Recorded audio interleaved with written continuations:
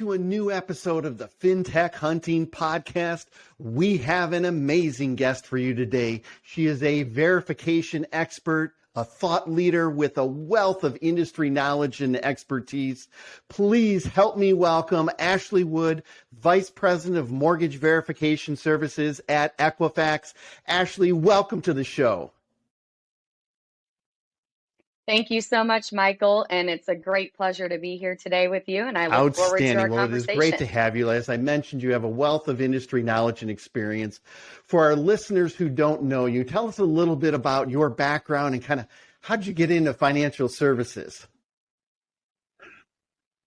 Absolutely. So, I have a little bit of a unique career journey. So I actually started out as a financial analyst, believe it or not. And I progressed through the finance department and ultimately, and I, held a few different roles in that, all within Equifax predominantly. And then I ultimately became the senior financial officer for verification services. So not only did that include the mortgage industry, it included fintech, so consumer finance or card, auto, background screening, government. So I ran all of those as a financial officer. That's really whenever I developed a big passion for sales and strategy and go to market, things of that sort, which ultimately led me into my role today. What a great background. And I can't wait to start our discussion because you have so much that you can share with our listeners. All right. So we're in the second month of the year. Hard to believe it already. It's flying by. What are you seeing in the housing market? What are some of the predictions you have? That is a great question. And honestly, we are starting to see some of the shifts that those analysts have predicted starting to play out. Now it's spotty. Some lenders are here, some lenders are there, but we are really starting to see that starting to take place in the market. It really still is very much a seller's market right now. Interest rates, as you probably have seen too, they're on the upward trajectory. So that is starting to happen. And we also know we're seeing some refinances that are going down. But good news, purchase market is still remaining fairly steady. So that's the good part in this. The other thing is that we know the population of individuals that are starting to enter the market are going to be predominantly first-time homebuyers. That's the big buzz out there right now. What are we going to do? How are we going to look at that? And I always say, I don't have a crystal ball, but I wish I did because I would love to be able to tell you what the rest of the year will hold. I really don't know. But the one thing that I do know is the pandemic did show us how quickly things can change. And the other thing with that is that as this macro environment continues to shift, we need to make sure that we are focused on the more digital transactions and cloud-based technology-driven lending. That's a huge component as to how the lenders will remain agile even if these market headwinds start to come and really take hold. Borrower expectations, you think about the population of those first-time homebuyers, they're also aligned with this very much digital lending concept. So flexibility, speed, efficiency, all critical and key. And lenders may feel a little bit more pressure to meet all of these borrower expectations of this more efficient, seamless, and secure origination process, or they may risk losing those borrowers. Oh, you bring up so many good points, and I'm going to dive into the tech in a little bit more in a second. But, we're talking about the market. Mm-hmm. You look at all the different economists, some are predicting that refis will dry up by about 60%. New purchase market is going to increase 30%. Like you said, I don't have a crystal ball either, and I don't think they do, right? They're taking their best guess. What we do know is refis are going to shrink. And we know that the purchase market should increase. Now, we don't know if those two are going to offset, if the market's going to constrict. But I want to go into, as we talked about, most people are saying there's going to be less volume this year than there was in 2021. And you started to touch upon it, but I want to dive a little bit deeper. So what can lenders do then to leverage these new lending models, and how can they use data so that they're more competitive? Because today's market is going to be more competitive. You've got those shrinking market and origination volumes. What can they do? It's a great question. And Michael, really the key will be for lenders to layer the traditional credit score with other sources of data for decisioning. So in this market, lenders should want all the facts before making a loan decision. Quality data is available, and it's from a variety of sources. You have automated income and employment that's direct from employers. You have consumer permission data, such as bank account level information. And we're also aware of new data surrounding past rental history. So the combination of trusted data really does create the strongest and most reliable basis for assessing that risk when originating that loan. While credit reports, they're going to remain a strong indicator of credit history, of course, but past financial reliability, so using current income and employment, will give that more complete picture for the loan applicant's financial stability. And so the good news is that many lenders are already taking advantage of this. Instant income and employment through the work number has been available for lenders for over 20 years.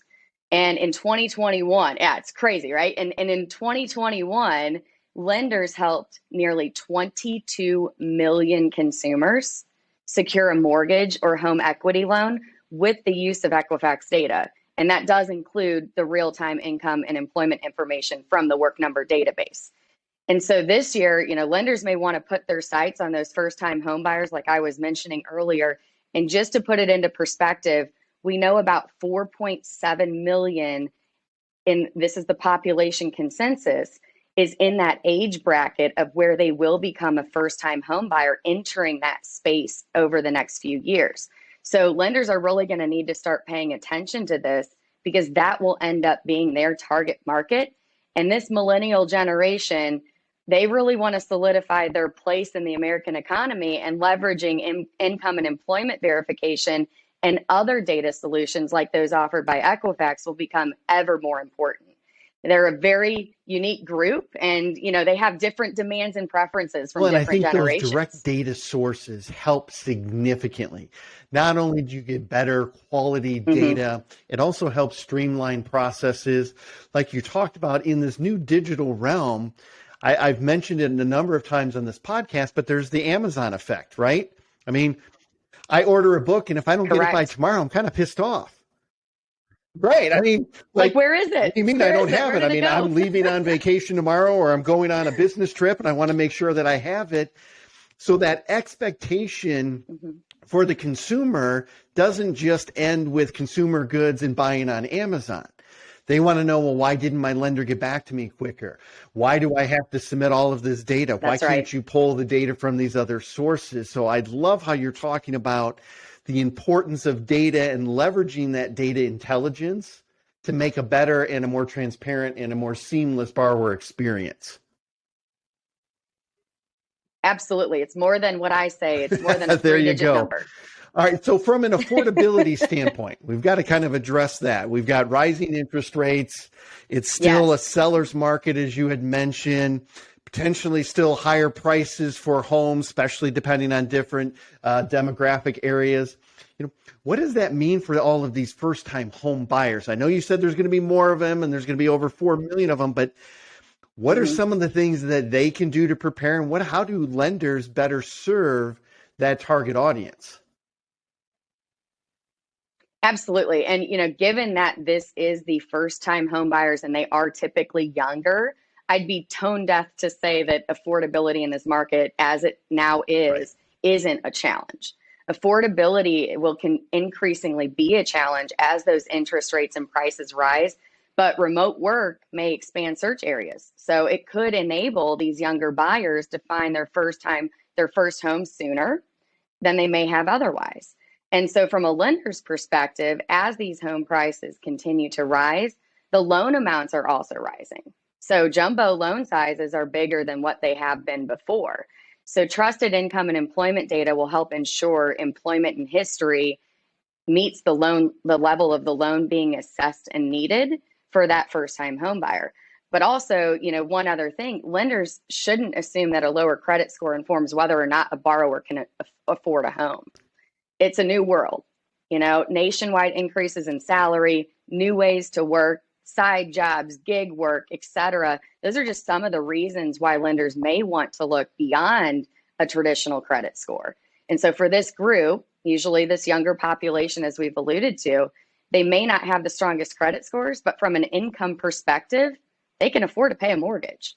So first-time home buyers, they're also the same ones that have been conditioned. We talked about this earlier, convenient, seamless, instant services. They want things fast. And that goes the Ashley, same you brought for a up loan. so many good things there. I hope our listeners are taking notes. I want to kind of go through a couple of the things that you had mentioned because it's so important. For one, I think people do have to realize with remote work, it does expand the area that people can look for home ownership. They don't have to be 5 minutes, 10 minutes, a half hour from the office and still produce. So now the world is opened up to them, especially in the US, of maybe I want to live somewhere else, and maybe I want to have a little bit more land, and maybe I can find a little bit more affordability in looking at some of these other areas. And I think that's critical. The other thing that you mentioned, and maybe we can, emphasize this for our listeners, is you talked about it's not just the direct income from that one job.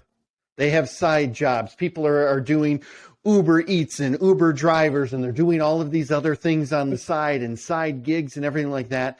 How does that get factored in when looking at someone's ability to pay for that mortgage? That's a great question. And I think, it goes with the history, right? And so we talked about the traditional credit score. Great, that's one component. But then bundling that with those other various data sources we mentioned earlier in the conversation, that's really critical into determining that. And so that bundled together is really going to be the package that the lenders really need to start looking at. And while there's the push, we've talked about it, faster information, quicker information, the Amazon effect, there's an equal push for making these decisions much less risky on the lender's side. And that can be a challenge, right? As people are pushing for faster information, more timely information. Why didn't you get back to me? What can lenders do, and how do they work with individuals on that credit side so that they're receiving monthly loan information immediately? But how do the lenders navigate those challenging waters to speed of access to information, but also quality to make those good, informed, and less risky decisions? Michael, I am so glad you asked me this question. Depending on where you look, somewhere between 60 to 70%, and I'm going to say that again, 60 to 70% of home repurchases have been linked to income and employment fraud. That's a big number. Yeah, I'm like, that's alarming. And we know there are situations where people in the industry are brushing off income and employment fraud or missing it by really not taking a closer look, when the reality of the situation is that there are credible data sources like we've talked about out there to avoid such risks. It's really up to the lender to leverage these solutions. And, Michael, I speak a lot with lenders. And just as an example, just last week, I helped a lender client uncover fraudulent and bogus employer data within their portfolio. It really wasn't a heavy lift on either party to do this either.